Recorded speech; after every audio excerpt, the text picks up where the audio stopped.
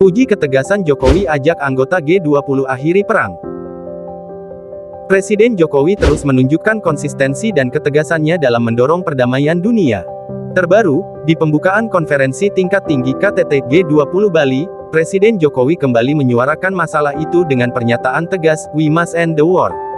Bahkan di forum itu, Jokowi mengajak semua harus bersatu dan kompak untuk mengakhiri perang. Ada beberapa poin mengapa perang harus diakhiri menurut Presiden Jokowi. Alasan-alasan ini sangat masuk akal, dan sebab itu, pernyataan itu patut didukung. Pertama, Presiden Jokowi memandang, perang, hanya akan menjadi penghambat bagi kemajuan dunia. Kata Jokowi, "If the war does not end, it will be difficult for the world to move forward."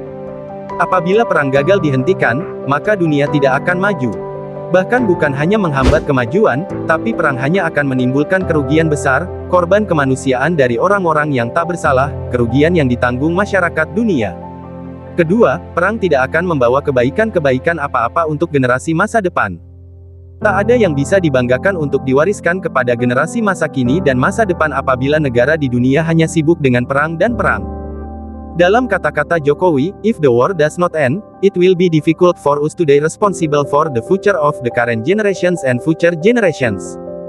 Dengan pernyataan ini, Presiden Jokowi menyadari betul bahwa apabila kita semua peduli dengan masa depan, peduli dengan generasi masa kini dan masa depan, maka tak ada cara lain selain secara bersama-sama kompak hentikan perang.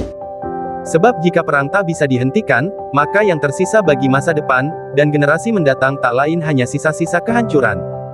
Lebih jauh Jokowi mengingatkan, bahwa apabila perang ini berlarut-larut, tidak tertangani segera dan serius, justru nanti bisa jatuh pada keterpecahan dunia. Kita pasti tak ingin mengulang tragedi sejarah kelam dari Perang Dunia di masa lalu. Bagaimana dunia terpecah belah, negara-negara bersekutu untuk saling memperkuat perang. Jokowi jelas tak menginginkan itu. Makanya, Presiden Jokowi konsisten dengan sikap Indonesia, semangat yang berasal dari Bung Karno, bahwa Indonesia konsisten dengan politik luar negerinya yang bebas aktif. Bebas dalam pengertian Indonesia tidak berpihak ke pihak manapun bila ada negara yang berseteru. Keberpihakan Indonesia jelas adalah pada terwujudnya perdamaian. Dan aktif, yakni Indonesia akan terus berada di garis depan untuk perdamaian dunia. Hingga detik ini, semangat politik bebas aktif ditunjukkan oleh Indonesia. Gaya kepemimpinan dari Presiden Jokowi bahkan dipuji, bahwa ketegasan yang ditunjukkan olehnya seakan sebuah penjiwaan yang kuat dari semangat Bung Karno. Pernyataan Presiden Jokowi di atas menunjukkan sikap yang kuat, keberpihakan dan konsistensi yang tegas ihwal kemanusiaan dan perdamaian abadi. Pidato ini semakin menyempurnakan seluruh upaya yang tidak henti hingga kini untuk terwujudnya perdamaian dunia. Meminjam ungkapan penutup dari Presiden Jokowi, mari kita perlihatkan kepada dunia bahwa kita dapat bersikap bijak, memikul tanggung jawab, dan menunjukkan jiwa kepemimpinan. Mari kita bekerja sama untuk dunia.